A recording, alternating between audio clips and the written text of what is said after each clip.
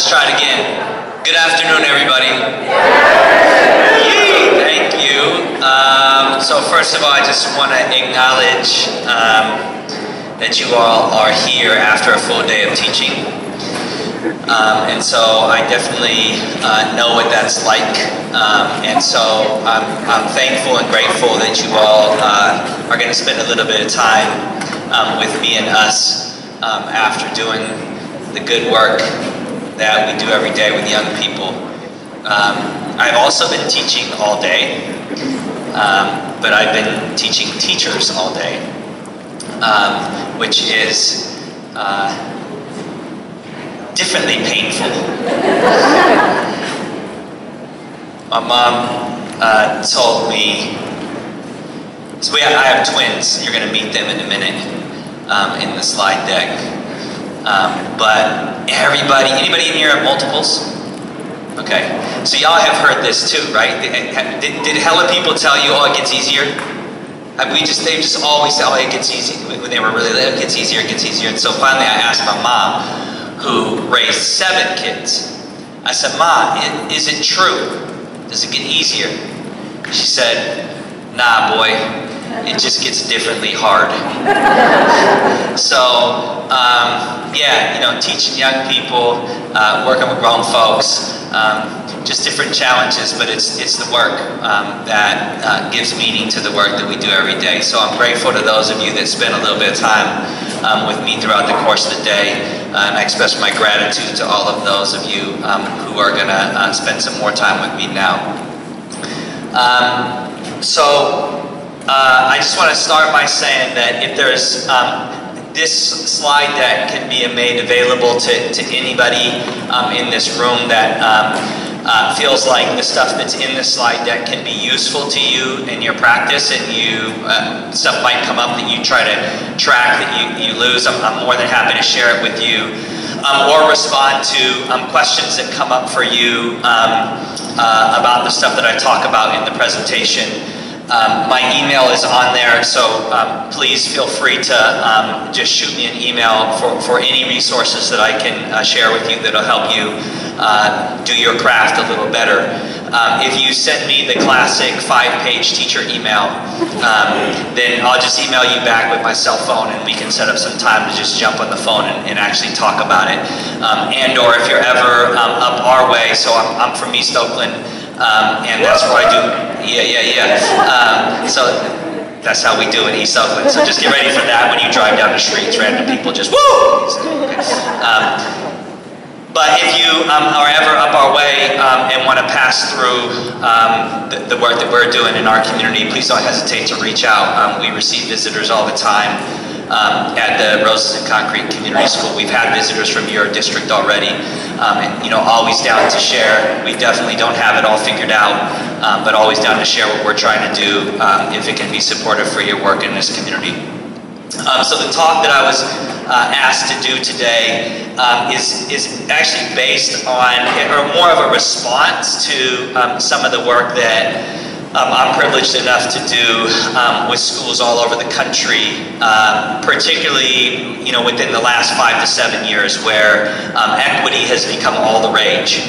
So, you know, almost every district that I'm working in, and it's, you know, the Southwest, the Midwest, the East Coast, all over Cali, you know, everybody's talking about equity. And when this work's really started to get a lot of traction, it was about 5 to 7 years ago. And so all these districts were like working on their strategic plan, or their equity strategic plan, or their equity action plan. And I was asked on a number of different occasions to be a thought partner on those plans. And you would be shocked at the number of times when I'm reading these plans and I see these 2 words, equality and equity, used interchangeably. Okay? And so the first thing that I tell folks that are working on equity is that if you have an equity office, or if you have an equity officer, that's how you know you don't have equity. Okay? Because equity does not live in an office, and equity is not one person's job. Everybody's an equity officer, or nobody's an equity officer. Okay? And as I realized that this was taking the same route as so much of what I've experienced as a teacher. So I've been a teacher in my community for 25 years. This is my 25th year. And you know, if you've been teaching a year, you know that there's another latest greatest fad coming next year that's going to change it all for us, and it's going to be wonderful, and right. And I was seeing the same pattern with equity, but I know the research on equity, and I know the cross-disciplinary research on equity, and I know it's the right move. But the right move and the actual move we make aren't always the same thing. And so I just designed this talk really as a response to a pattern that I was seeing nationally as the conversation about equity started to get traction. Because I wanted folks that are doing the work, both boots on the ground and at the policy level and the leadership level, to understand that equality and equity are fundamentally different. And so if we're going to pivot from an equal education system to an equitable education system, it's not a soft pivot. It's a hard pivot. And it means that we have to understand at the most fundamental level what the differences are between equality and equity. Okay? So this talk is really a response to that. And so I really began to understand the fundamental distinction between these two concepts when my sons were born. Okay, so I have twin boys, Amaru and Dayari, which by all rights are equal, right? They're literally separated by seconds coming out of their mother's womb. Okay? And yet they couldn't be more different. So as one example of said difference, okay, Amaru is constantly thirsty. Okay, so much so that this dude will literally drop straws into anything to try to extract liquid. Okay, in this case, he got a coconut, so it's a jackpot. Okay. And Dayari is constantly hungry. So much so that this dude will literally store morsels of food on his shirt for later snacking. This is the first picture of my family out of the house after they were born, because it is literally the first time we made it out of the house after they were born. And you can see how big they are, right? And those of you with multiples know exactly what I'm talking about, right? You are not moving when they are first born. So we're at a place called Lake Merritt, which is a very common gathering place, right, for folks in the town. So we're out there with the boys, and there's community members walking by, and I pull out my phone. I'm like, hey, can you take a picture of our family? So he snaps this photo and hands me the phone back. And I'm looking at the picture, and I'm like, what is that? So I called Dayari over, right, and that is bark from that tree. Okay, so when I tell you that my son is constantly hungry, we're literally talking about a dude that peels bark off trees and eats it. So in this context, is this equal? Right, so you immediately shook your head no. Why do you say no? That's not what he needs. Okay, she said, because that's not what he needs. But that's not what I asked you. You're a math teacher. Is this equal? Yes. See, your problem is that you just changed the question. You changed the question to the right question. Because the right question isn't, is this equal? The right question, is this fair? And the answer to that question is no. But there's nothing in the definition of equality that talks about fairness. So in a nation state that from its onset has been radically unequal and inequitable, to talk about equality in the school system when we have such radicalized inequality in our society isn't fair. But we have a core principle around equality that is the result of a Supreme Court decision. So we haven't always talked about equal schools. Why did we start talking about an equal education system? as a nation. When did that happen? Where are my history teachers in here? Social studies. Now y'all hide. What, 1954? What happened in 1954? Brown versus Board of Education? Brown v. Board, right? And Brown v. Board was policy as a response to policy. So Brown was actually the Supreme Court legislating a response to its own decision. So, what was Brown a response to? Somebody said it. Right. Plessy versus Ferguson. So, it's important that we acknowledge, right, not only as educators, right, but citizens of this society, that this society legislated racial segregation. The law of the land in Plessy was that separate is equal. And that's why we got the Brown decision. So the Brown decision said, no, separate is actually unequal. Okay? And then for the last 6+ decades, the nation has pursued this goal of an equal education system. Now, one of the measurements of this has been the degree to which we desegregate U.S. public schools. There's a guy at UCLA, his name is Gary Orfield. Now, Gary's trained as a lawyer, but he's a pretty effective historian that has a whole research team that is part of a project called the UCLA Civil Rights Project. It was originally the Harvard Civil Rights Project. This is where he began this work, and then he moved to UCLA, so now it's the UCLA Civil Rights Project. And Gary's team every 10 years, publishes an assessment of the nation's progress on that Supreme Court decision. Okay, our progress on desegregating U.S. city schools. Does anybody know how much progress we've made in 6+ decades on the desegregation of U.S. schools? Do some prices right. 5%, 10%, 20%. What do you think? Not much? That's not a number. You can't bid that not much on prices right. 15? Anybody want to go higher? 25? 60 years, y'all. 25? 75. 7%? Okay, now we're doing prices right. Now we're splitting hairs. $1. Negative. City schools are more racially segregated now than before the Supreme Court said that's illegal. And that, y'all, is the value of a policy. Okay, we will not policy our way out of this. Okay, we will people our way out of this.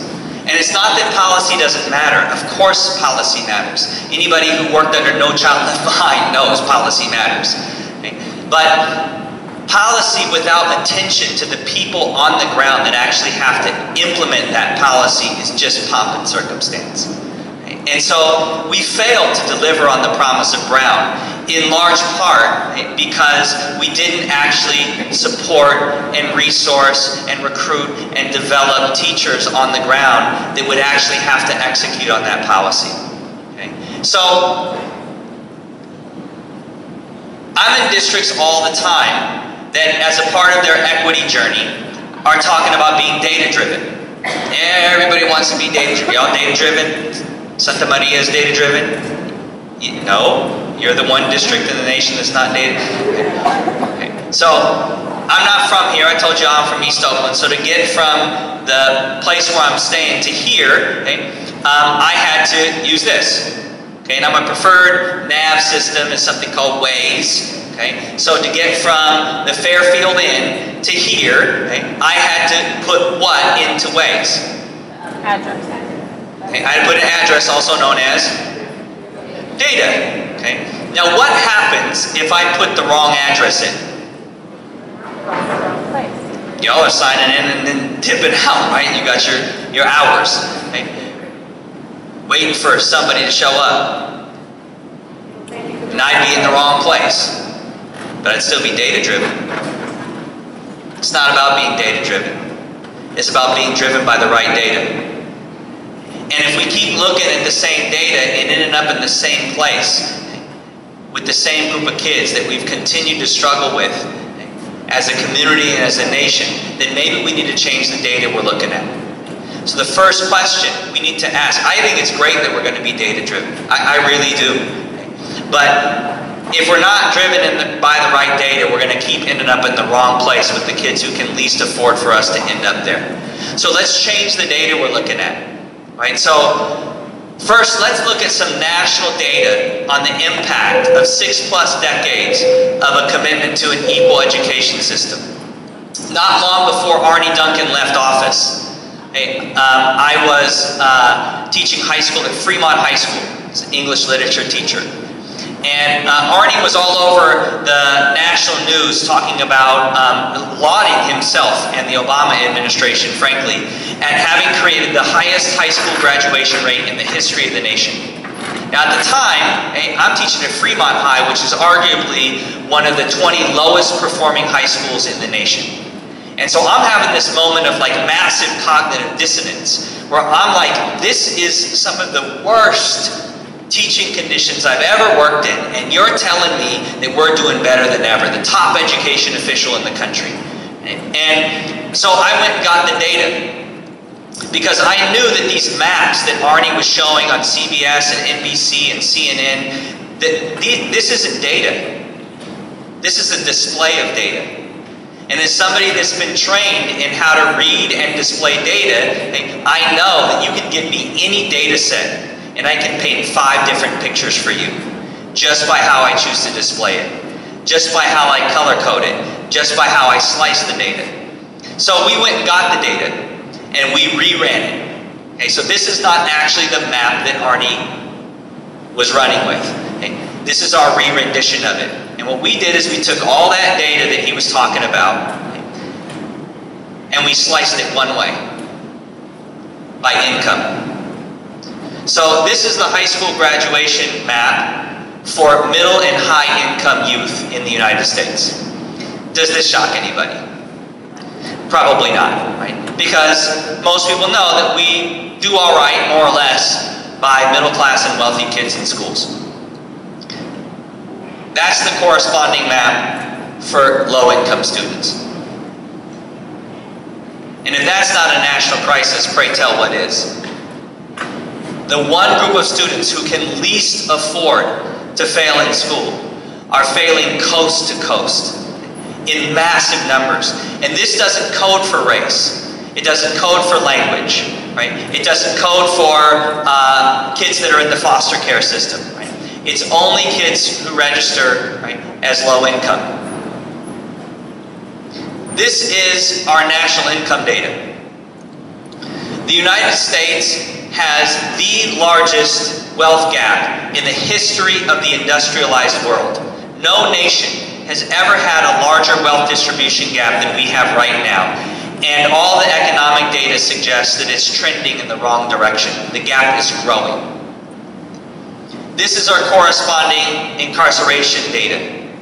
The United States is not only the global champs at income inequality, we're also the global champs at locking up our own citizens. No country in the world has a higher per capita incarceration rate than we do. In point of fact, nobody's even close. Russia is a distant second. There's a great website put out by Mother Jones called Debt to Society that actually tracks prison investment and prison rates all over the world. This is the Global Peace Index. Now, the Peace Index is worthy of critique, as I think any index is. There's some stuff in there that probably shouldn't be. There's some stuff they left out that probably should be in there. Okay? But nonetheless, the Global Peace Index is considered the global standard for measuring wellness, democracy, and peace in societies. The Global Peace Index is used by UNESCO. It's used by the World Health Organization. It's used by the United Nations. All 3 of which are global organizations that the United States is heavily invested in. And every time I put this map up, what's happening right now happens. Which is that people stop looking at me and they start looking at the rankings. Because the US is obsessed with rankings. And we're not there.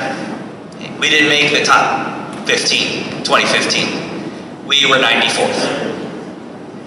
2016 index came out not too long ago,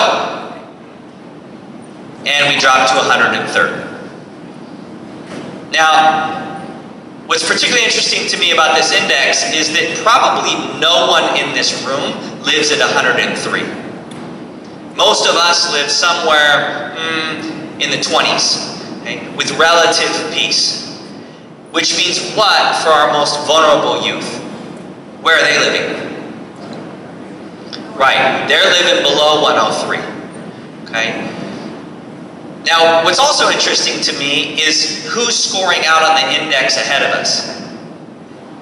Some of the very same nation states that were regularly on public record, and probably fairly so, critiquing for their lack of democracy, their lack of peace, right, their lack of commitment to wellness. But if you're going to go on public record with that, right, you might want to hold the mirror up at the one global index that actually tracks those things that we're critiquing them for, because we're actually scoring out in the aggregate as a nation worse than them. In 1854, in London, England, there was a massive outbreak of cholera. So much so that there was talk of total collapse of the city. As a last-ditch effort to save the city's officials sequestered the top medical minds in London, locked them in a room, and they said, y'all are not coming out of here until you've got a solution for this city to deal with cholera. And so these medical doctors are like knocking around all these ideas, and eventually one of them stands up. He says, this is absurd. He said, what do you mean? He says, every single solution we're coming up with defaults us to cholera. We're talking not about how to end cholera, but how to live with it. They all looked back at him and said, yeah. He said, I didn't sign up to be a medical doctor to live in conditions of sickness. I signed up to be a medical doctor to create the conditions of wellness. Now, I don't mind treating people when they're sick, but that's not my end goal. My end goal is wellness. And they said, well, you're not being realistic. You're not being pragmatic. You're not looking at the data. And I hear this said to teachers and school leaders all the time who are thinking about fundamentally changing the way in which we do school with the nation's most wounded and vulnerable youth. If you're going to change your data, you can't change it by not making hard pivots if you want hard changes in your data. We've got to do things fundamentally different if we want fundamentally different results for the kids that we haven't been successful over decades. So this medical doctor looks back at his peers, the top medical minds in all of London, and he says, if that's what it means to be part of your medical society, I don't want to be part of your medical society. And they said, cool. They showed him the door. This doctor's name was John Snow. No, not that John Snow. That John Snow. John Snow hit the streets of London and he became an ethnographer of the community that he served. And he actually started talking to the people who he was trying to design this medical practice for. And he interviewed as many people as he could that had cholera. And then he interviewed as many people as he could that didn't have cholera. And he collected data on those interviews. And what John Snow found is a researcher's dream. He found a perfect binary. He found causal. What John Snow found is that every single person in London that had cholera drank from that water fountain. And every single person that didn't. So John Snow got a saw and he cut off the handle. And cholera stopped. Stop drinking from the poison well of an equal education system. There is no aggregate data to suggest that it has us on the path to a pluralistic, multiracial democracy. We've got to do something different if the data is actually going to reflect the real goals of public education and this nation. What the research and practice clearly suggests time and again is that equity is that pivot.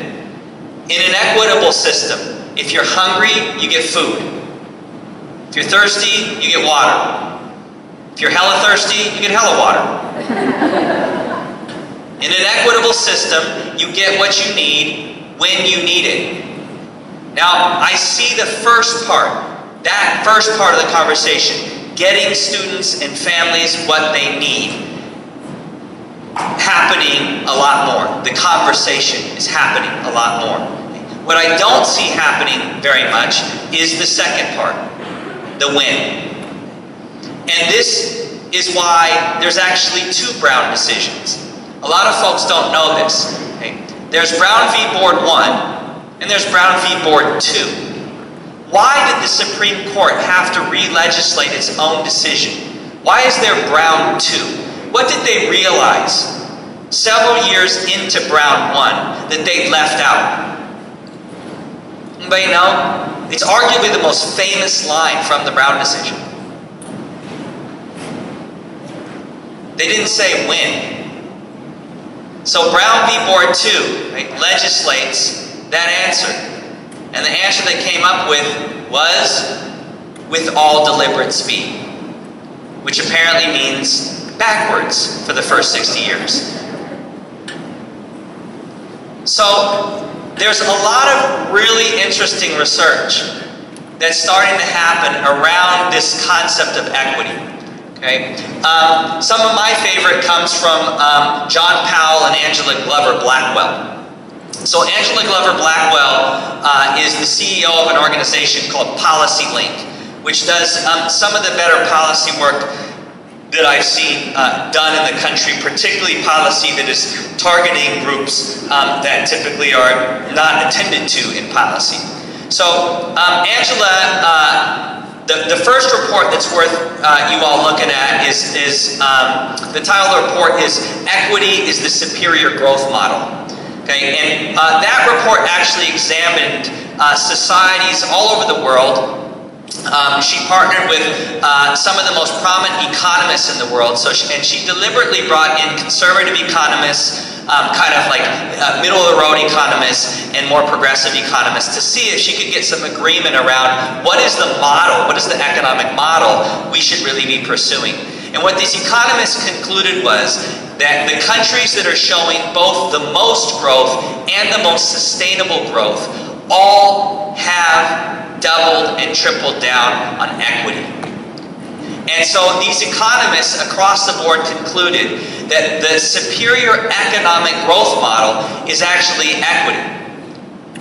Then she releases the curb cut effect in 2017, okay, which is a piece she wrote for the Journal of Innovation at Stanford. Anybody know what the curb cut effect is? Anybody know what curb cut is? What is it?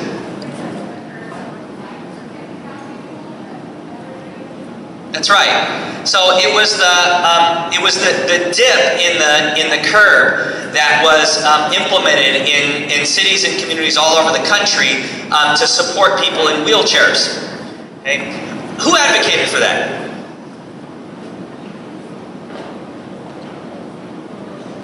Okay, people in wheelchairs, right, and disability advocates, right, advocated for that. Who benefits from it? Everyone. Everybody, okay? Moms pushing strollers. People that had a little too much to drink and tried to play basketball and sprained their ankle. The elderly, right? Folks who just don't want to step over a curb and would rather walk down a ramp, right? Everybody benefits from the curb cut effect. This is what John Powell calls targeted universalism. Okay? This idea that there are some things that we can do, okay, that have a universal good impact, but only when we target specific groups with the policy. Okay? The best description I've heard comes from an analysis of the GI Bill. So the GI Bill, among other things, promised GIs coming back from World War II 2 things that would change both their social and their economic standing. One of them was FHA loans, okay, home loans. The other was school loans. Now, who did the GI Bill target? Veterans. GIs, right? Veterans that, right, came back from the war. Who benefited from the GI Bill? Everyone. White veterans. Because when did World War II end?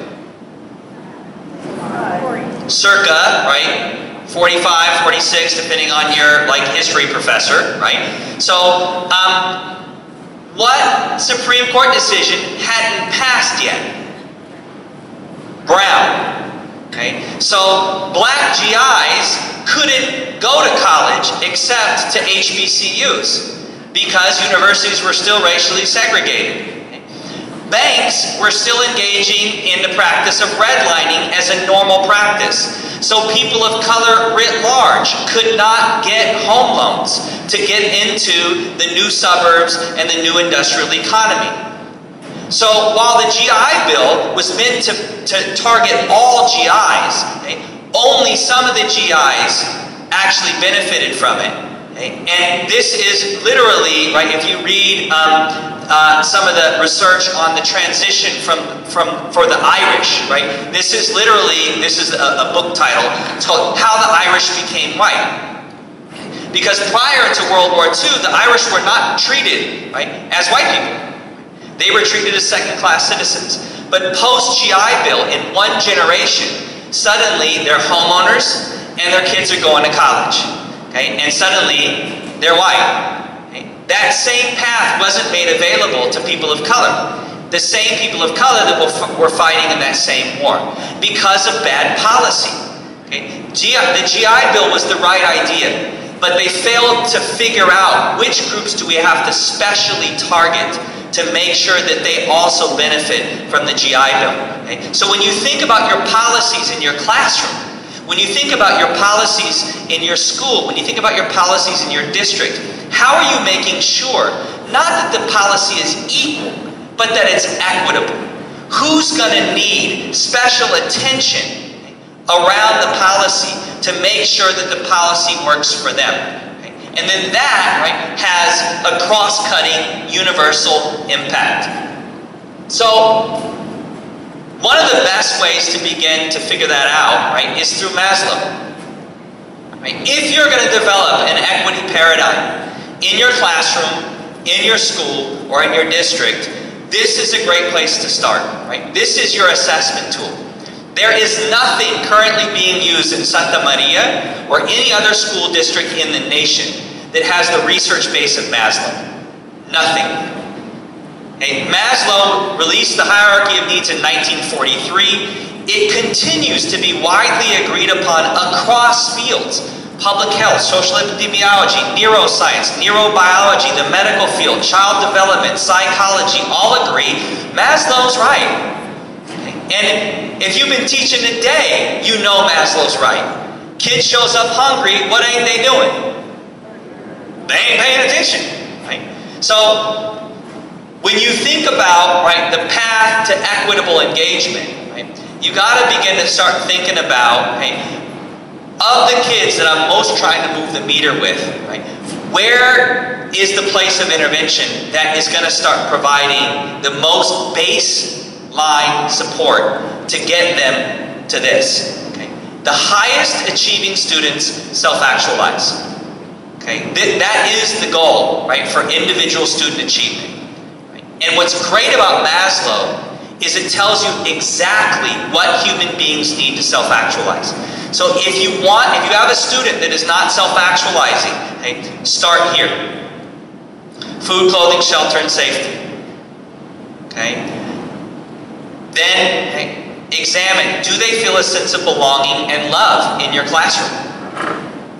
And how do they feel about themselves? Okay? And if those, right, measures start ticking up, right, then this is actually the natural human condition. Okay? This is widely accepted in virtually all of those fields, that the normal human condition is self-actualization. Okay? So if a young person is not self-actualizing, what does that mean? It means something is in the way of them being who they naturally are. Children are not broken. The system that they're functioning in is broken. So don't try to change the child. Try to change the system that's growing the child. Some things we have less control over than others. Okay? So don't get overly concerned with what you don't control. Right? Dig where you stand.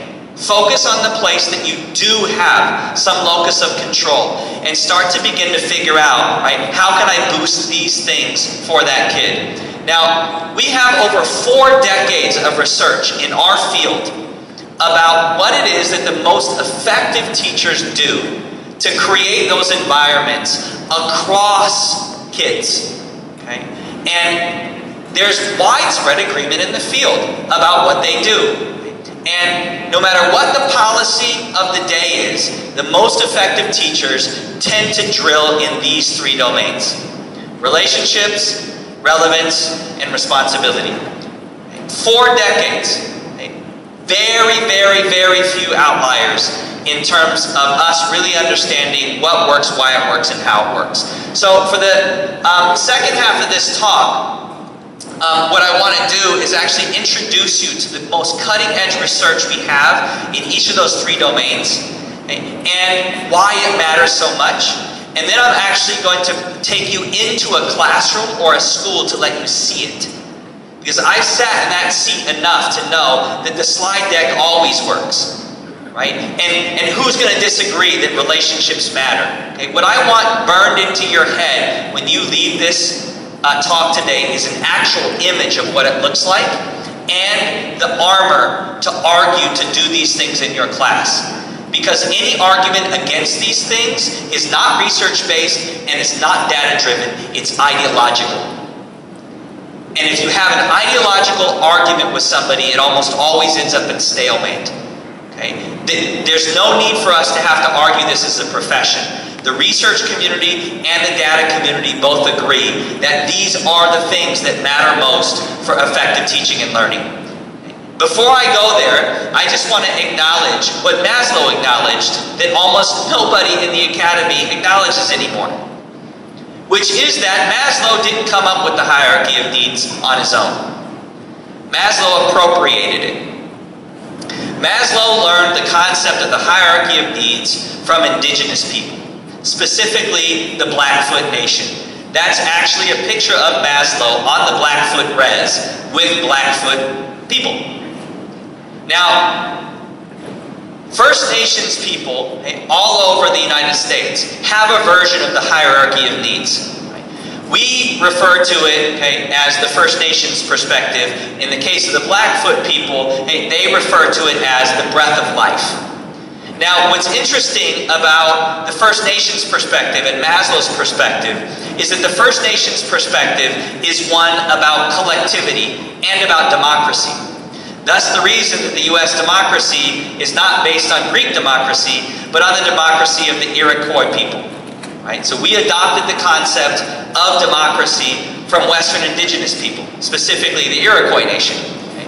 We modified what was known as Greek democracy to reflect an indigenous democracy, but again, that would be terribly inconvenient for us to acknowledge at this point, since that was also connected to a genocide. But this is the First Nations perspective, of what Maslow came up with. So in the First Nations perspective, those of you sitting up front, and it's just hilarious to me that I'm a room of teachers and the first 4 rows is empty. But I'd be on the bleachers too, and when AJ told me to move, I wouldn't have moved. What do you see at the bottom, folks up front? Self-actualization. Self-actualization. So Maslow's pinnacle is the base for First Nations people. Why do you think that is? What do you have to get in order to get to Maslow's pinnacle? All your basic needs are met. So why would First Nations people put self-actualization on the bottom when talking about children? Because duh! Of course we're going to feed, clothe, and shelter our children. Of course we're going to make sure our children feel a sense of love and belonging. Of course we're going to make sure our children have self-love and self-esteem. Of course. So Maslow does this because he says in his early writings, this society that we've built is so messed up, we actually have to say that. We actually have to say, you have to food, clothe, and shelter children. You have to teach children that they have love and belonging. We have to say that as a society. And he says, as long as we need this paradigm, we are in trouble as a nation. As long as we actually have to publicly say we're going to do this with our children, we are in trouble. Okay? And so Maslow's hierarchy of needs is a model of individual achievement. Right? It's not a model of democracy and social change. But it's the starting point. Because a lot of our kids come to us right now without those basic needs in place. And so we got to make sure that we're attentive to those. But it's not the long game. Okay? The long game is self-actualization for what? And as long as that long game is for your grade, for your GPA, for your job, for your house, then we'll be pretty much where we are. But if individual achievement is about collective change, then we can start moving the meter on a broader set of outcomes. Not just great anecdotal stories about a kid whose life we changed, but about community change. And what we know in the First Nations perspective is that when you've got young people that self-actualize, okay, the second tier is what they call community actualization, okay, which is the expectation that when you get your stuff together, we expect you as a community to share that. Right? That you have a responsibility. That's the next phase of development for you. And if you don't develop into somebody who takes care of your community, then you're base. You're base. You've got to grow into somebody who understands your responsibility to others, right? And then the pinnacle is what they call cultural perpetuity, which is making sure that that gets passed on. Those sets of principles don't die with you, right? But they become, right, a part of the entire community sensibility. So Maslow, okay, in his early writing, this is what he talks about as the key to the United States responding to Alexis de Tocqueville. Alexis de Tocqueville, a French philosopher who came to the United States in the 1800s and said, the United States doesn't have the capacity to be a pluralistic, multiracial democracy right now. And so Maslow said, I don't believe it. I believe there has to be a way. Right? And this is, right, what emerges in this early writing. Now, this is all anybody talks about when they talk about Maslow. Right? So make sure when you apply Maslow that you're applying not only Maslow's framework, but his narrative, okay, about what this is really intending to do. So, one of the first things that Maslow lifts up is the importance of relationships. Okay, so now I'm going to spin us back into education a little bit, in schools. So one of the best books that I've read, okay, about understanding not the kids who we build good relationships with, because that's the sort of low-hanging fruit. Okay? But what I'm interested in is the kids that we don't. Right? Why is that? Right? Why do kids resist school? When they know that it's their best shot. Why would they do that? One of the first people to study that is this guy named Herb Cole. And he wrote this book, I Won't Learn From You. It's one of the first studies ever done on kids who fail in school. And because Herb had a lot of the same questions as me. He wanted to understand, why would kids do this when they know how important school is? And so Herb coined a term that isn't used often enough in our conversations about education, that is an important one for you to understand for the kids that give you homicidal thoughts. And that term is willed not learning. The kids that fail in school oftentimes do so willfully. It's a conscious act. And if we want to move them from that position to a position of investment, we have to understand that consciousness. We can't dismiss it. We have to understand what's behind your willful decision to not learn from me. And what Herb found in his research is that the primary indicator of whether or not a child in distress will actually engage in school is their perception of the teacher and their perception of one thing about the teacher. And the one thing is, do you care about me? The most famous line from I Won't Learn From You comes from a kid. Herb was interviewing all these kids, and one of the kids said to him, Herb, I don't care what you know until I know that you care. And so our credentials, our training, right, for the most distressed children doesn't matter. The point of entry for them is, do you care about me? Because if I learn from you and you don't care about me, it's only a matter of time before you hurt me. Because I've let you in. Because to learn from someone is to let them in. And so the most wounded children, their default position is to lock us out. And it's a safety function. It's a biological safety function because they've learned when I let people in, especially adults, they hurt me. Now that's not your fault. Right? You're not the one, right, who did that hurting that they're bringing to you. Right? But it is our relational responsibility to figure out how to unlock, hey, that woundedness. And the research is crystal clear about this. Robert Sapolsky is considered the world's leading expert on stress. Okay? His neurobiology lab at Stanford, okay, has done some of the most cutting-edge research on helping us understand how the body and the brain react to toxic stress and what we can do about it. His book, Why Zebras Don't Get Ulcers, is mandatory reading in virtually every medical field. So all the ones that I listed off, public health, social epidemiology, neuroscience, pediatrics, they all read Why Zebras Don't Get Ulcers. I don't actually recommend it. Okay? It is about 600 pages of 6-point font. Okay? So if you nerd out on this stuff like I do, it's a great read. Okay? If you don't, hey, I'm going to give you the Cliff's Notes version. Okay? This obviously dates me because some of you don't even know what Cliff's Notes are. Okay? And some of you grew up passing English literature with Cliff's Notes. Yeah, the bad, yes sir. Yep, okay. So that, that's why we'll always be better than the younger people. Right? And then the older people say that about us, and it's the perpetual cycle of downward pointing hate. Okay?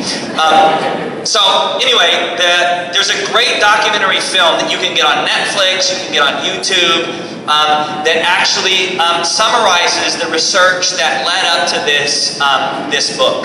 Okay, and the title of the documentary is "Stress: The Silent Killer."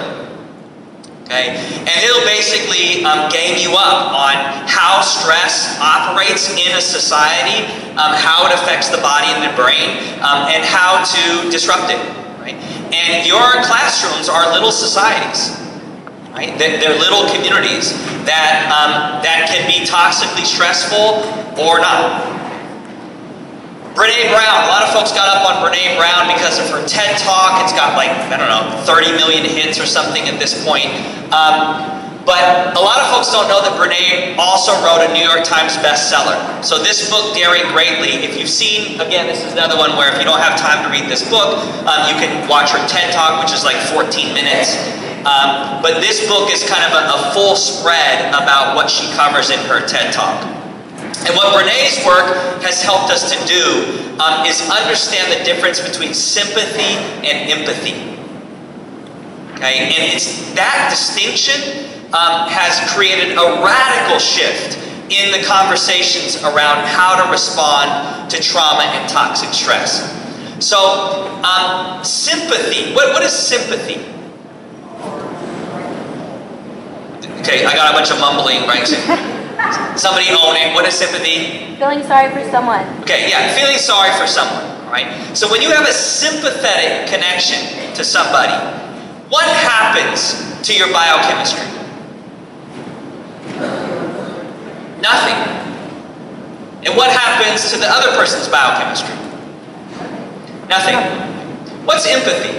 You can relate to their sadness. Okay, you can relate to it. Okay, it's even deeper than relating. You can feel it. How many of you have young people that say, "I feel you"? I feel you, dog. I feel you. Okay? They're literally articulating, right, empathy, right? Maybe not with us, but okay? So empathy is you can literally feel what that other person is going through. What happens when you make an empathic connection with somebody to your biochemistry? Huh? It changes. How? If they're happy, you get happier. If they're sad, you get sadder. This is what we thought, right? Is that you just want to be around happy people. Okay? Because what we've actually found is that when you make an empathic connection to somebody, it's all good. Okay? Because when you make an empathic connection to someone, your body releases oxytocin. Okay? The medical field now refers to this as attached relationships. Okay? And when you have an attached relationship to somebody, okay, particularly somebody that is helping you work through distress or toxic stress, okay, it actually releases oxytocin in your body. Oxytocin is known as the happy chemical. Okay? And I was just having a conversation with a group of teachers from Fessler about what the research community actually found out about that, and that literally, this discovery and its impact on the body was recently won the Nobel Peace Prize. Okay? And it was some work done by a woman named Elizabeth Blackburn, whose name will come up a little bit later, at the University of California in San Francisco's medical school. Okay? And what they found is that the oxytocin literally helps to regrow your telomeres. Okay? And which is the enzyme in your body that literally grades out your biological age. Okay? So empathy is, and this is why Brené's work has been so impactful in the field, is because what we're finding is that connectedness is really, really good for your body. Okay? And this is why teachers are so handsome. Because we're connected to kids all the time. And the list goes on and on and on. Okay? And these are from the top research institutions in the country. There is no debate across those fields about the importance of relationships, why they matter, how they matter, and when they matter most. So, as I said, for each of these, I'm going to give you a live look into a classroom or a school that does this really well. This first one is from a documentary film that you can also access on Netflix and YouTube. It's called Children Full of Life. It is a year-long study, a documentary film made over the course of a year in a guy's classroom. His name is Mr. Kanamori. So Mr. Kanamori was the National Teacher of the Year in Japan a few years ago. And then they did a documentary on his class to try to understand what is it that he's doing that is creating these incredible outcomes for kids, and kids that some of the other Japanese teachers are not having a lot of success with. Right? So what is it that he's doing that's so fundamentally different? So I'm going to give you a live look in to his, it's not live, right? It's tape delayed, but a tape delayed live look into his classroom to get a sense about what kind of relationships he builds and how he does them. Late April, Ren Sueda comes to class for the first time in 4 days. His grandmother died.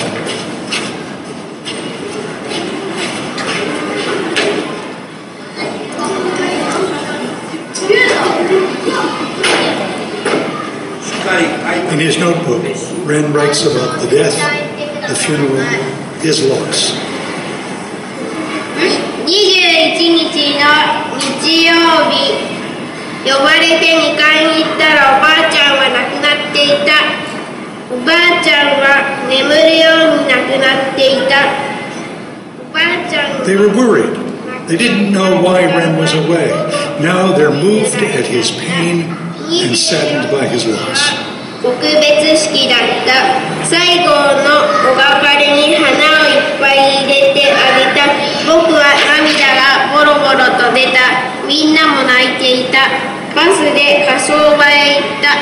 1時間ぐらいでおばあちゃんは骨になっていた。おばあちゃんがいなくなって寂しいです。はい。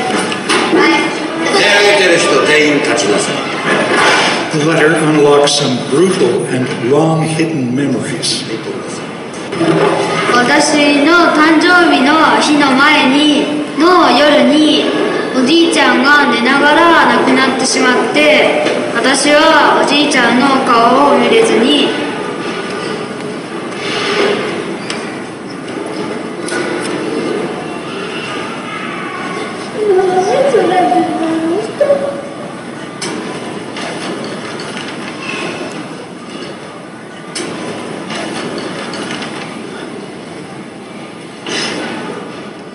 Mifuyu has been holding down her memories for more than half her life.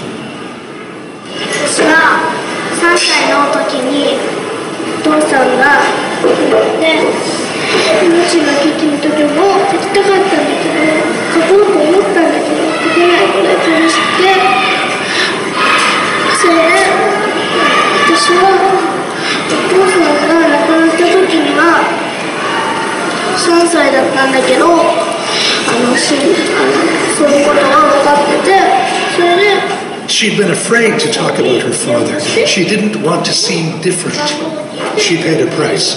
育ってたんだけど、でも涙が止まらなくて電話ができないくらいだったので、その話を聞いて私はすごく楽しかったです。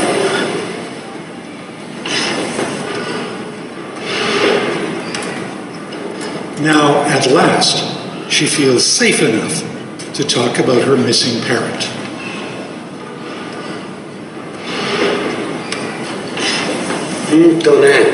この学級で一番僕は辛い経験を持っているのは美冬だと思う。で、今日は僕は美冬がそのことを、いつも心にしまっておくと辛いね。な美冬だから一度は美冬がお父さんのことをみんなの前で言った方が気が楽になるだろうなと思ってたけども、その心をね、レンちゃんの頼りも開いてくれたわけです。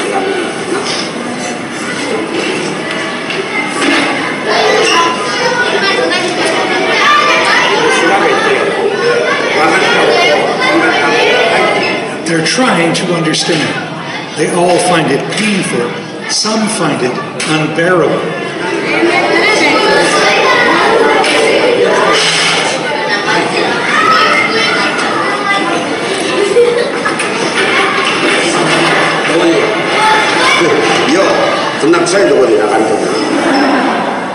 Yo Enomoto is the class spark plug, high energy, charming. Now he's remembering the death of his grandmother. そう思い出した。それはいい素敵なこと。はい。でも、はい、元気よくだ。はい、食べよう。はい。一番はやっぱり共感だろうと。まあ、僕なんか大好きな言葉に、心に人を住まわせる。心に定員はないから、そうやってみんなに語ってみんなに共感してもらって本当にこう聞く相手がいるとそうやって自分の心の中に人が住み着く。それが手紙ノートのものすごい大きな意味かなと思って。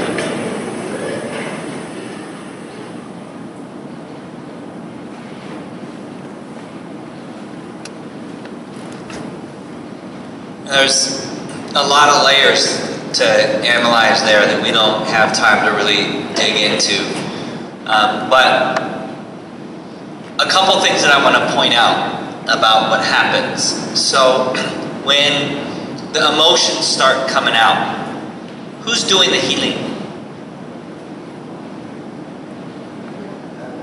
Everyone.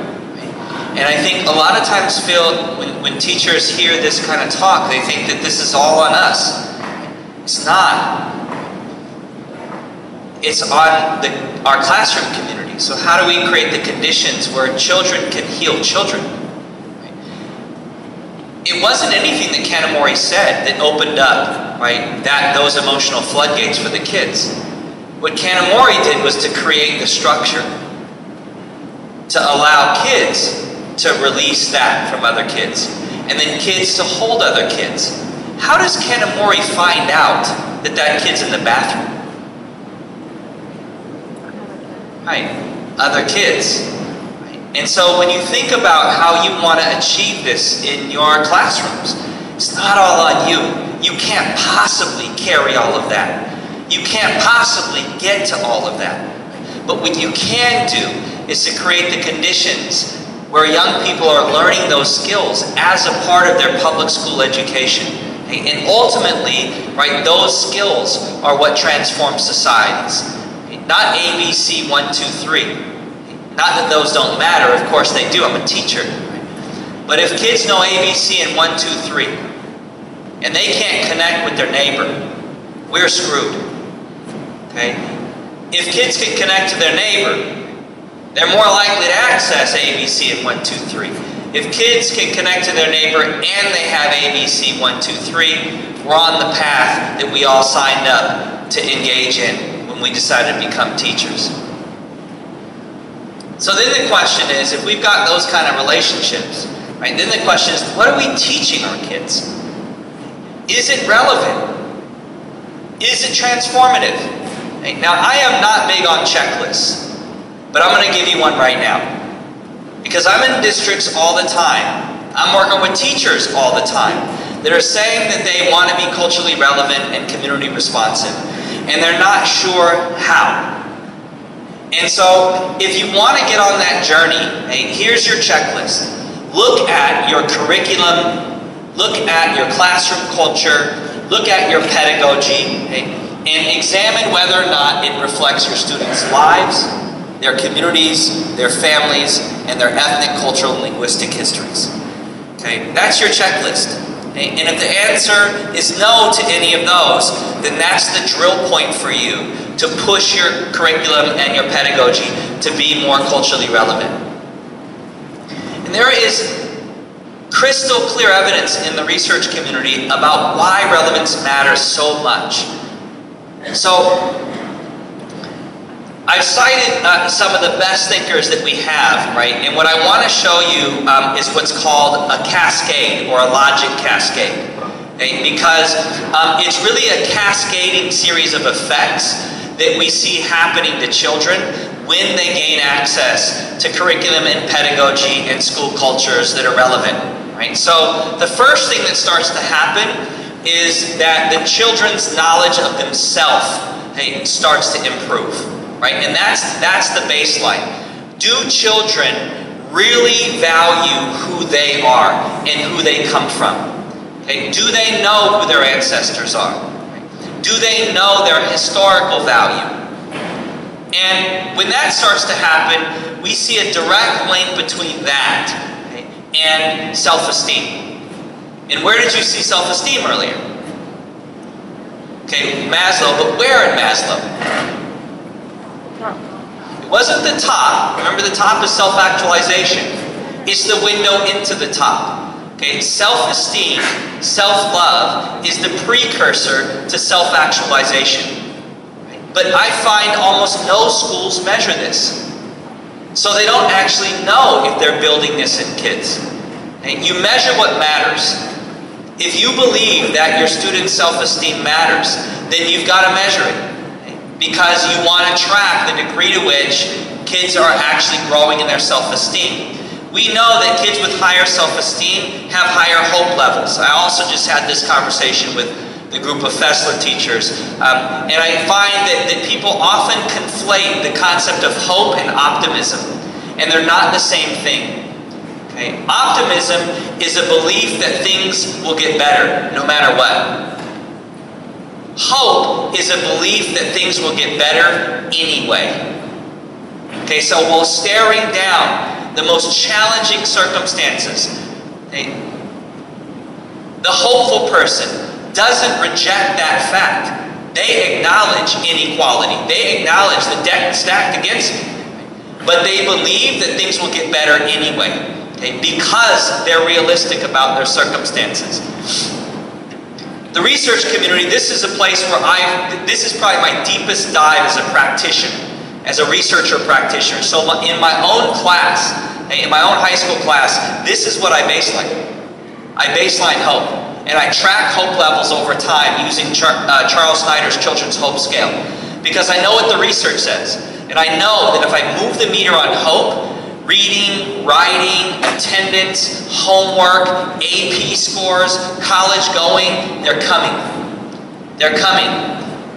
Because hope is the primary indicator in the medical research for young people that are experiencing toxic stress and distress. It is the primary indicator of whether or not those children effectively navigate those circumstances or fall victim to them.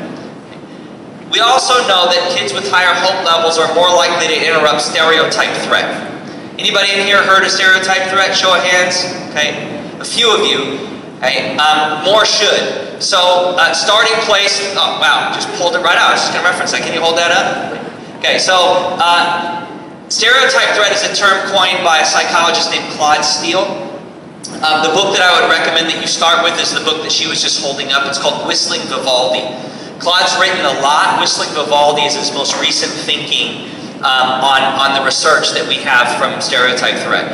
So the way stereotype threat works is that, so Claude Steele started down this journey. Now, just to kind of point of reference Claude, right? Claude is a black man who's trained as a clinical psychologist. He's had posts at the most prestigious research institutions in the United States. He was at Columbia for a long time. He's at Stanford right now. Anyway, so Claude was particularly interested in the fact that he was encountering so many conversations with teachers where they would describe students of color, particularly black youth, Rasa youth, and indigenous youth, but also Southeast Asian, Pacific Islander youth, who the teachers described as capable. They could do the work, and then they would sit exam, and they would choke. And so Claude heard this so much that he's like, there's got to be a reason for this. And so he started down this journey to try to understand, why is it that kids of color consistently underperform against their white peers in standardized testing? And what he found was this effect that he dubs the stereotype threat.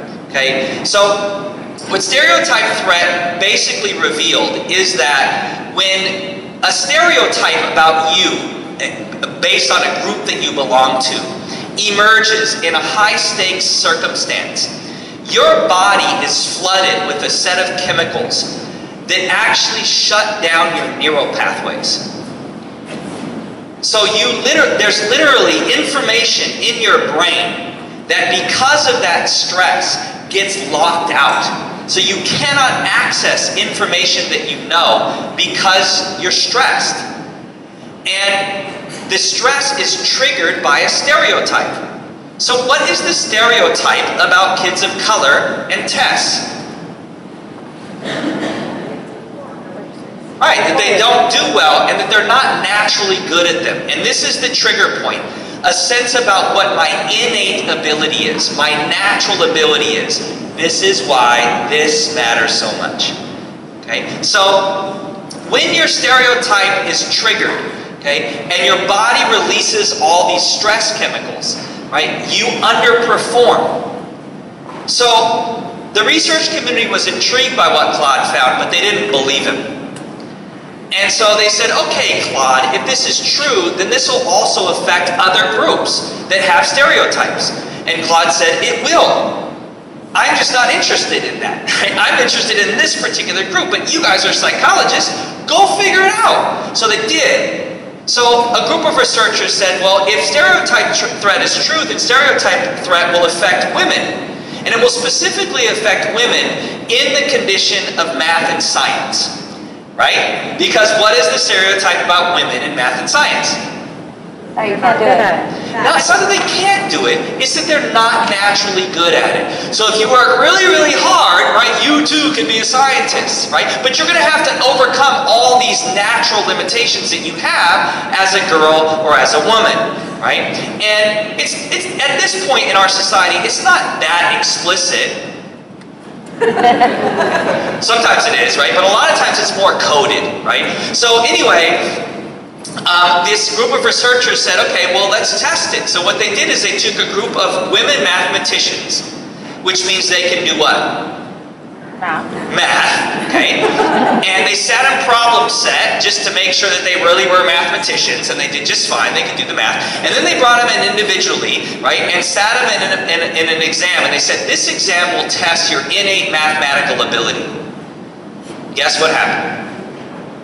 Every single one of them underperformed. So the researchers went back to Claude and said, okay, Claude, well, if this is really true, right, then the final frontier is white men. Because white men are also human beings, which means there are stereotypes about them, and if they're human beings and there are stereotypes about them, it will interrupt their ability to perform, and he said it will. So a group of researchers at UCLA tested it. They took a group of white male undergrads. Now, what's the stereotype about white men? Can't dance, can't jump. Okay. Right, he made a movie about it, right? So they took this group of white male undergrads, okay, who were self-professed elite athletes in high school. Now there's a lot of people who show up to undergrad and self-profess to be elite in a lot of things, okay? So they actually tested it. So they tested these undergrads, and indeed they were all really skilled athletes. And then they brought them in, right, individually, and put them through a set of tests that they said will test their innate athletic ability. Guess what happened? All of them underperformed. There is no debate in the research community about whether or not stereotype is real. The question is, what can we do about it? Right? And there are a set of things that Steele talks about very concretely, because you're gonna test. How many of you test kids? Right, I mean, we test kids, and I'm a teacher. Like, I'm okay with that. Like, I want some recall, right? I want some evidence you actually learned some shit from me, okay? But now I know that if I don't do some very specific things, targeted universalism, right, then giving the same exam to student A and student B when the stereotypes about them are different is unfair. Okay? It's inequitable. So, right, there's certain things that you can do, certain things that you can say about the exam, before the exam, as you're preparing for the exam, that actually lowers the toxicity in their body around the stereotype. Okay? And those students tend to perform more on par with their actual shown ability prior to the exam. And that is what researchers refer to as the Pygmalion effect.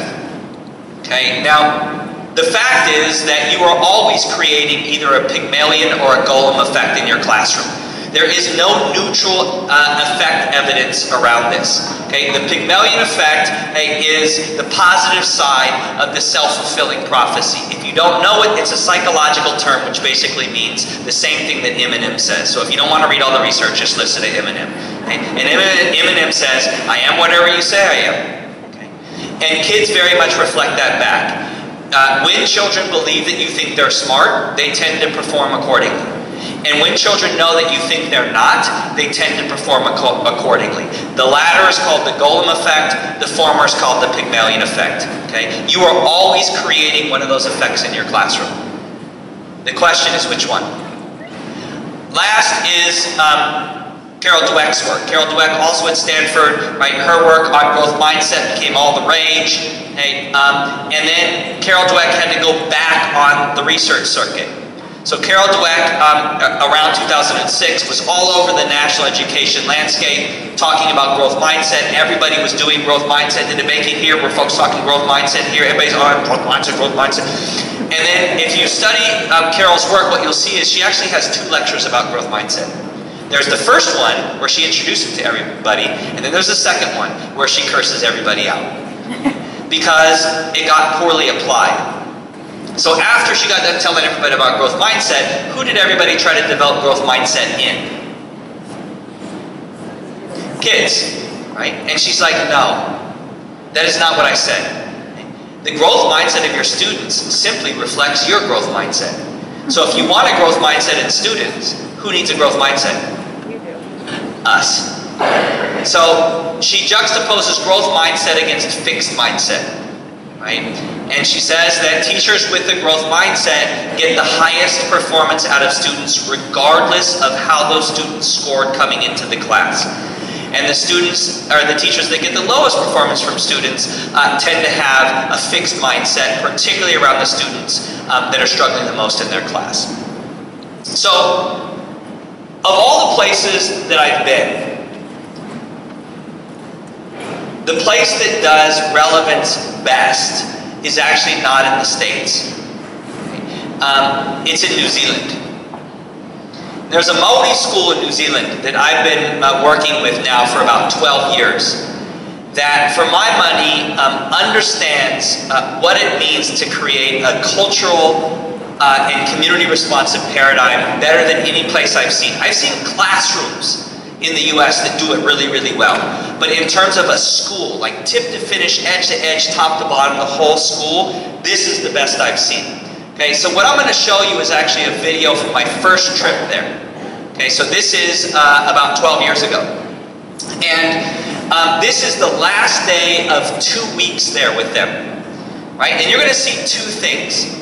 The first thing that you're going to see is a very formal, scripted way that the Maori community sends visitors on a journey home. Okay, and then what you're going to see is something that was totally unscripted, and you will know it is unscripted because of what happens with the camera. So I'm not holding the camera. It would be really weird to be like in front of a huge indigenous community and they're like performing, right, a tradition for you and you're all like, you know, videoed. So that's not me filming, right? It's a student who's filming. And you'll know this isn't scripted because when the second thing happens, she freaks out. And so the camera starts going all over the place. So if you have like motion sickness issues or whatever, you're going to want to turn away because it gets funky for a minute. And because she doesn't know what's going on. And then she eventually figures out that this group of boys that I worked with every day when I was there, it's about 25 of them, they decided to give me a gift that in the Maori community you can't ask for. The Maori decide who deserves it. Okay? And when these kids came to this school, they didn't have this gift to give. They'd never been taught this part of their culture. And so there was literally a huge piece of ancestral wisdom and power that they were not going to get access to until they went to this school. Okay? And for me, this is the difference between a school that is teaching knowledge and a school that is teaching information. And I actually think schools need to do both. But I think we do too much information and too little knowledge. You ever heard the saying that knowledge is a gift? Okay, so how many of you gave a gift to somebody this year? Show of hands. Okay, all right. A fairly generous group of teachers. Some of you need a little work in that area. So after you gave this gift to someone, did you come back 2 weeks later and say, you know that gift I just gave you? Well, I'm going to come back next week and I'm going to actually assess the degree to which you properly received that gift. I'm then going to review that assessment and let you know, hey, how deserving you actually were of that gift. How many of you did that? Right, because that's creepy. Okay? But we do that in schools all the time. Because we're not giving the gift of knowledge, we're giving the gift of information. Right? And I want to assess that. I want to assess the degree to which students are actually recalling the information, right, that I've taught them. Right? But I also want to give them a set of gifts that transcend my classroom. Right? Knowledge, right? A knowledge of themselves, a knowledge of their ancestors, a knowledge of their culture, right? A vision, a paradigm that I'm not going to assess, right? Because I can't, except through performance. Right? So I am assessing my students all the time to see whether or not they learned the other lessons I'm teaching them. Okay? I'm assessing them in the lunchroom. I'm assessing them on the playground. I'm assessing them in the hallway. I'm assessing them in the community. And as an educator, right, I have a responsibility to speak on that assessment too. Right? But it's a very different kind of assessment. Right? And what we hear from the research on students is that that's actually the assessment that proves to them that you care. The teacher that doesn't turn a blind eye when they're acting the fool. The teacher that actually intervenes, right, and teaches again the lesson that must have been lost because if you're behaving that way, you didn't learn that lesson when I taught it to you. And this school is the finest evidence I've ever seen of a school that actually does that all the way across the board. Okay?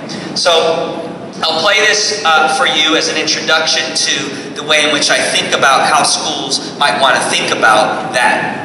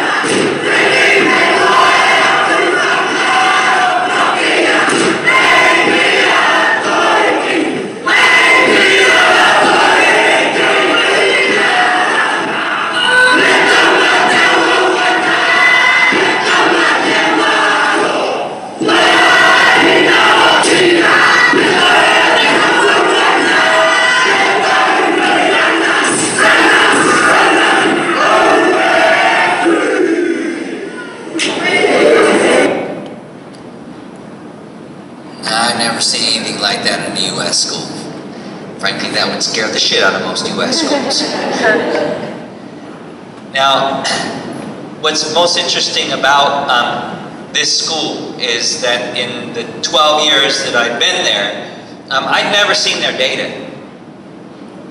And 2 years ago, their principal flew out to the States and was the keynote presenter for the National Conference for the Teaching Excellence Network, which is part of the work that brings me to your district. And as part of her presentation, she showed their data. And it is the most compelling educational data I've ever seen.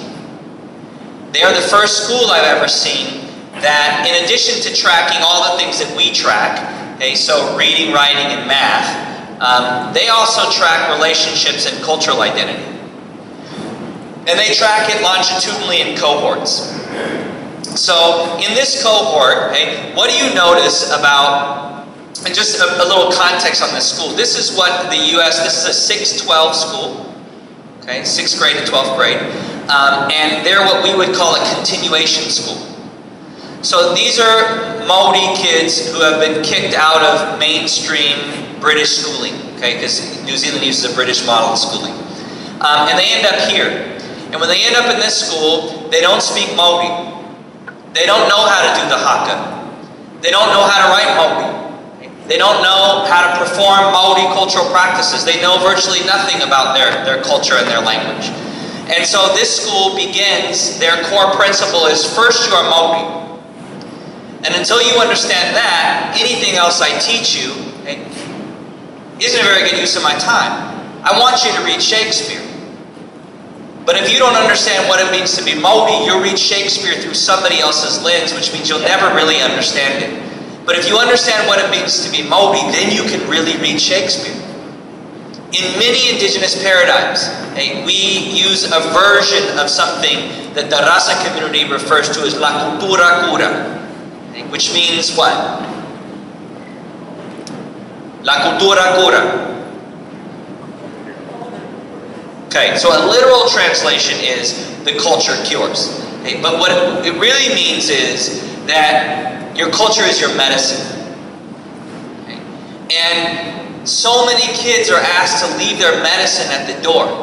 Okay? And now the culture of school is also medicine. But have you ever had medicine shoved down your throat? It doesn't feel like you're getting any better.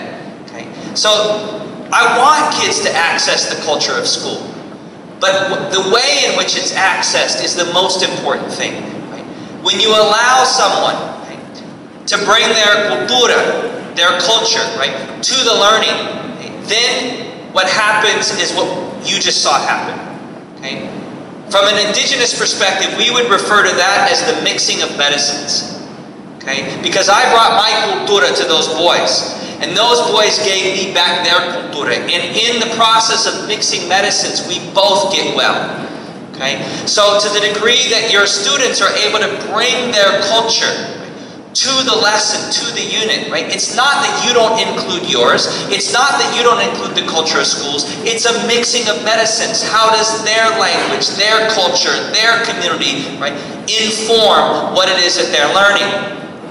So this is their primary focus.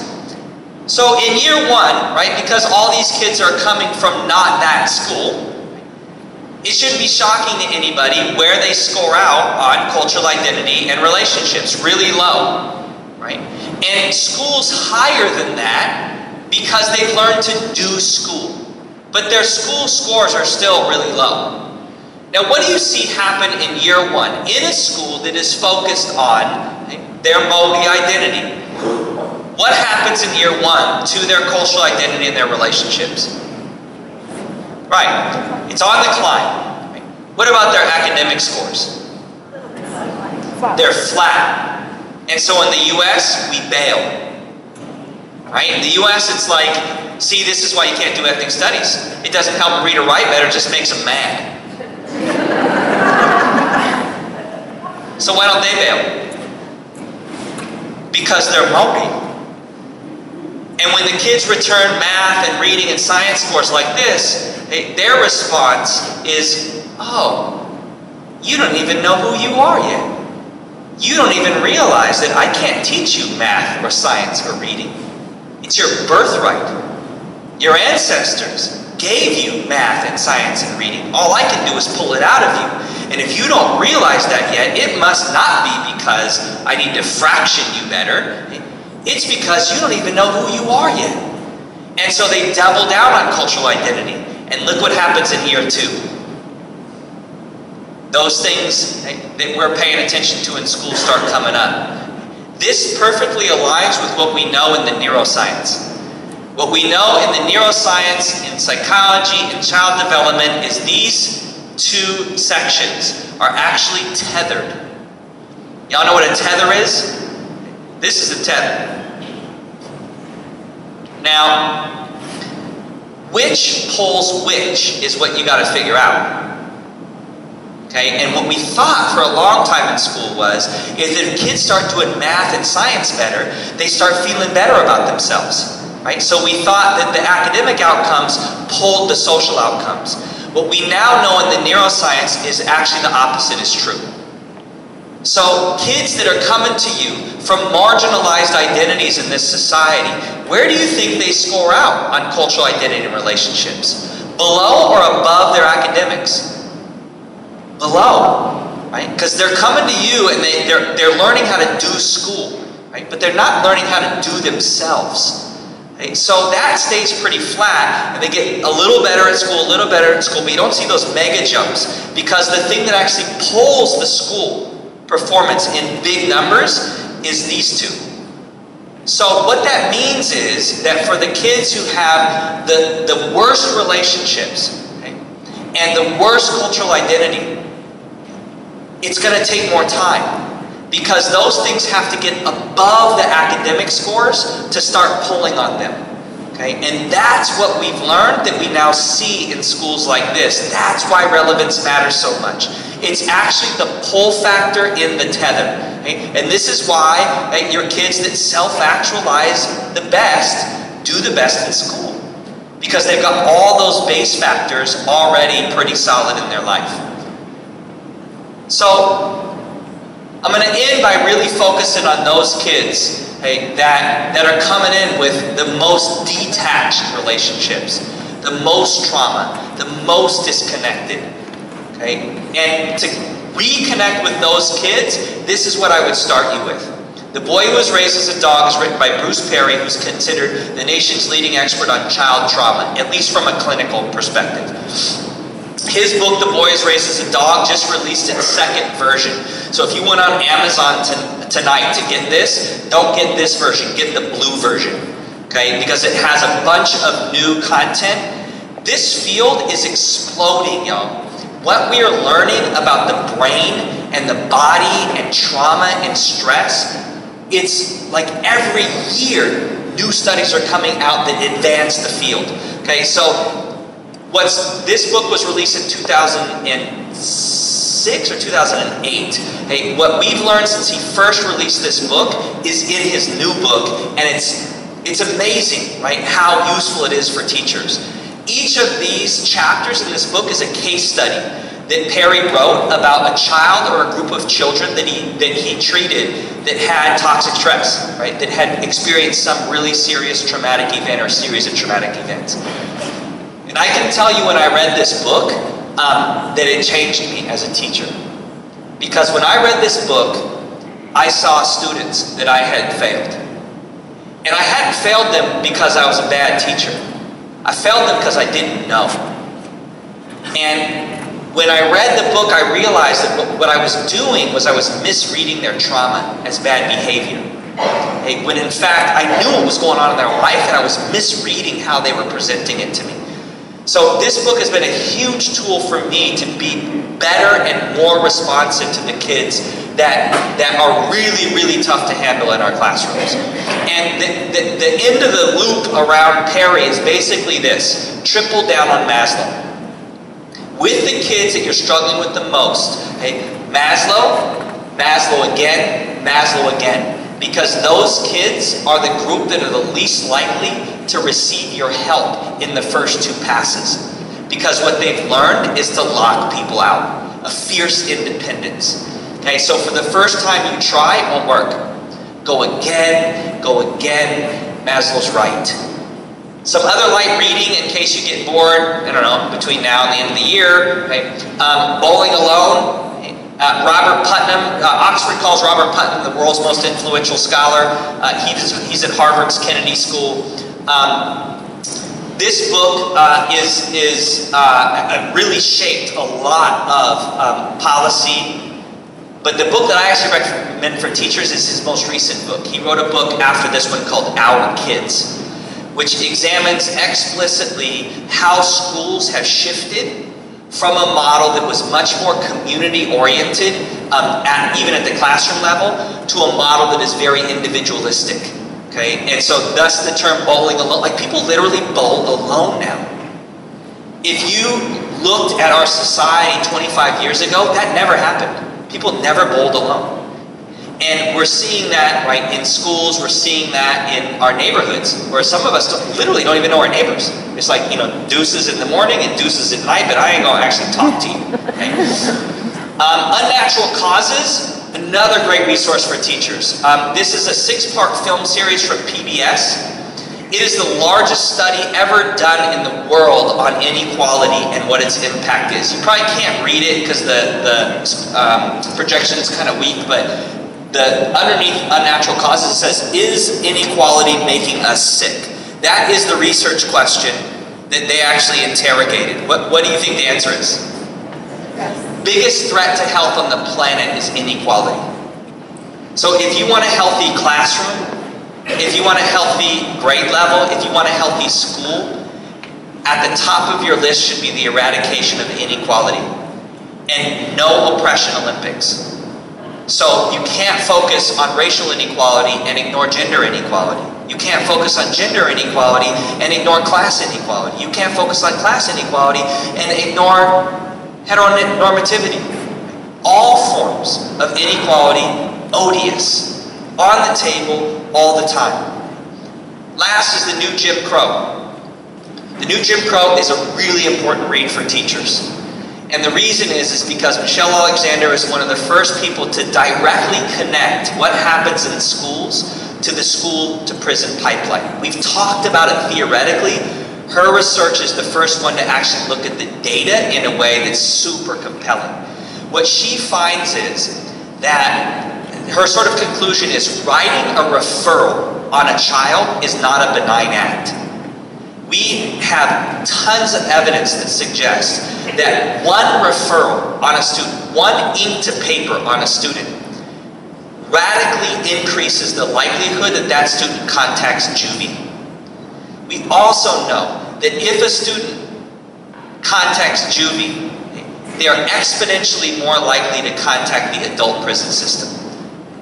But teachers are left with really no other choice. It's like, I write a referral on this kid, or they stay in my class and they blow up my class. Right? Two bad choices.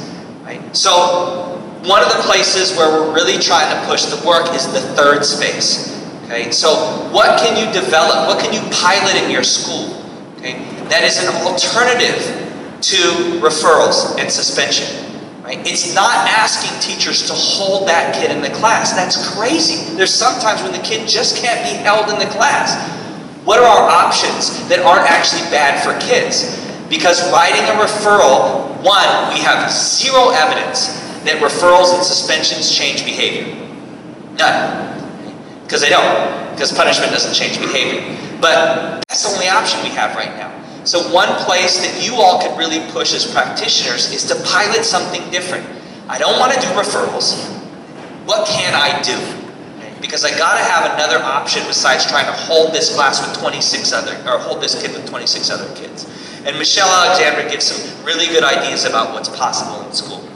I'm gonna end with a live look into my classroom. Just in case you think I'm up here just talking shit, which I kind of am, but I actually do the work too. So this is from my 10th grade English class. And I use this one for a couple reasons. First, because when I think about my responsibility as a teacher, I think about this kid. And secondly, because this kid, when she came to me, the first day in my class, literally the first day, I had her in 9th grade and I had her again in 10th grade. The first day in my class, she literally started a fight. Like just started socking this other kid in my class. Another side caveat is, this kid is actually my neighbor. So I was like triple pissed, right? Your first day in my class, and this is actually a neighbor I talked to, right? So I knew this kid, I watched her grow up, and this is how she jumps off my class, right? So the story you're going to hear, the other acknowledgement I have to say is that this may trigger some people in the room, what she chooses to share. Okay? So if it does trigger you, take the space you need. If somebody next to you gets triggered, acknowledge their humanity. Right? That's one of the things that we struggle with the most in schools. It's incredibly isolating, right? This profession. Right? We don't humanize each other. and acknowledge how hard this work is. So, if it does trigger you, take the space that you need, and in all respect, do. So, what you're going to see is actually 6 weeks in to my second year with her. Okay? And for those of you that were with me this morning, okay, remember when we talked about autoethnography? Okay, this is her performance of her autoethnography, right? Which is an activity that I do with my students every year. It's the first unit I do in every single class that I teach. Okay, so this is her performance 6 weeks into year 2. And so she's now in my 10th grade English class.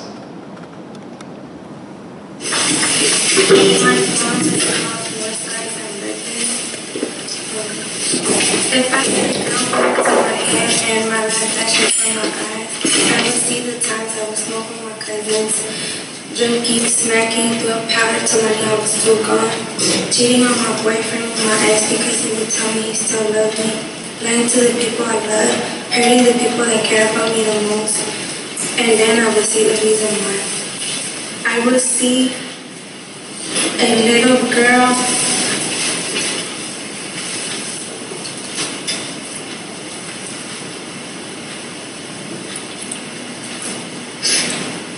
You do.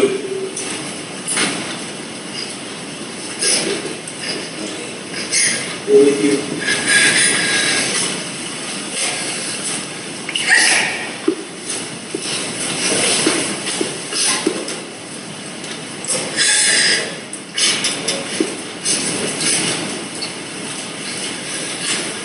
I was seeing a little girl getting raped at the age of 4 years old. She didn't know what to do and who to talk to. She was so afraid that she could cry and not tell anybody. She stayed silent. I would see 4 years passing by, rape after rape after rape.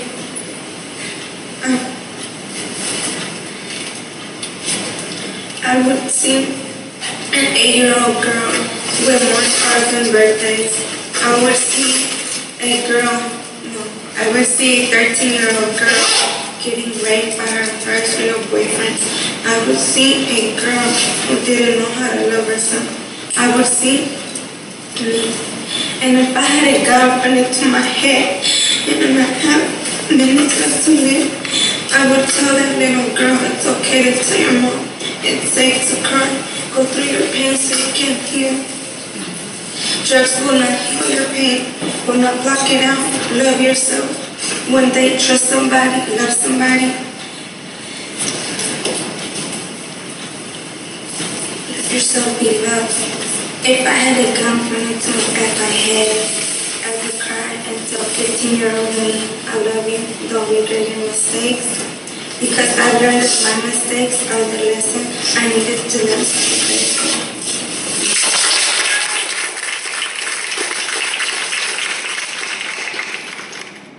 How do we create classrooms where that's the literacy paradigm? And reading and writing and math and science are about truth, atonement, reconciliation.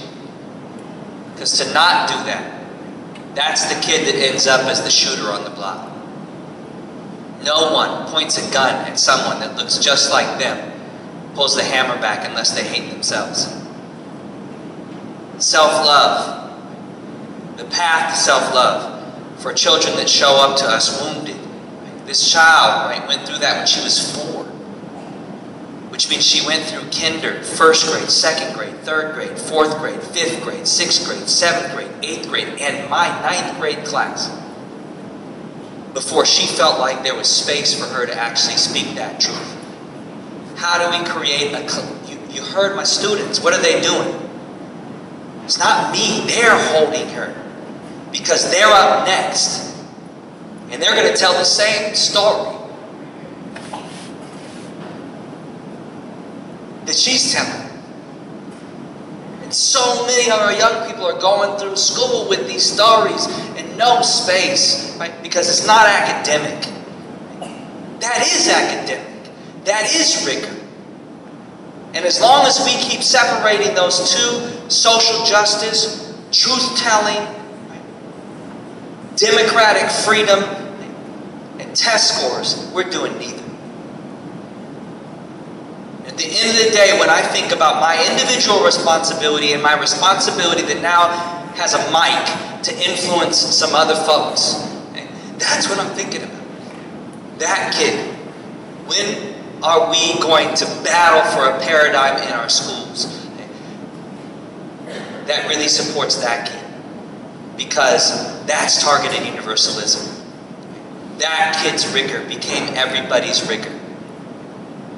I'll end where I began. My boys just walk in, so I gotta like they live on the block with her. Those are my boys. She's my boy's neighbor. And I know that class, that moment in that class, made a safer neighborhood for my boys. And I know that to do that work, I had to battle my administration to do that work. We shouldn't have to battle to do the work that we signed up to do. I'll end with the place where I started, which is to tap into the wisdom of the original people of this land.